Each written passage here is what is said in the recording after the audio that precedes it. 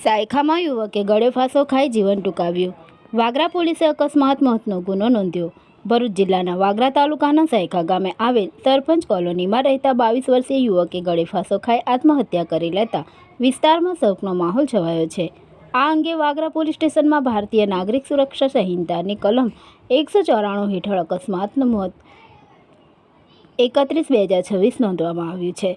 પોલીસમાં નોંધાયેલી વિગતો અનુસાર મૃતક છેદાકુમાર ધીરો મંડળ ઉંમર 22 મૂળ બિહાર રાજ્યના મુંગેર જિલ્લાના વિજયનગર ગામનો રહેવાસી હતો અને હાલ સાયખા ગામની સરપંચ કોલોનીમાં રહેતો હતો. તેને પોતાના વતનની એક યુવતી સાથે પ્રેમ સંબંધ હતો, પરંતુ યુવતીના લગ્ન અન્યત્ર થઈ જતાં તે છેલ્લા કેટલાક સમયથી માનસિક તણાવમાં રહેતો હોવાનું પ્રાથમિક તપાસમાં સામે આવ્યું છે.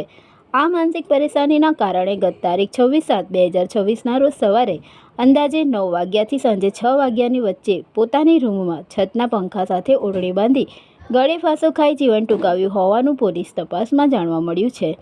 આ બનાવ અંગે મૃતકના ભાઈ નીતિશ કુમાર ધીરો મંડળ ઉંમર 23 હાલ લક્ષ્મણનગર માર્કેટ અંકલેશ્વર ખાતે રહે છે. તેમણે તારીખ 26/7/2026ના રોજ રાત્રે 10:30 વાગ્યે વાગરા પોલીસ સ્ટેશનમાં રૂબરૂ હાજર રહી બનાવ અંગે જાણ કરી હતી. વાગરા પોલીસે અકસ્માત મોતનો ગુનો નોંધી સમગ્ર ઘટનાની કાયદેસરની તપાસ હાથ ધરી છે.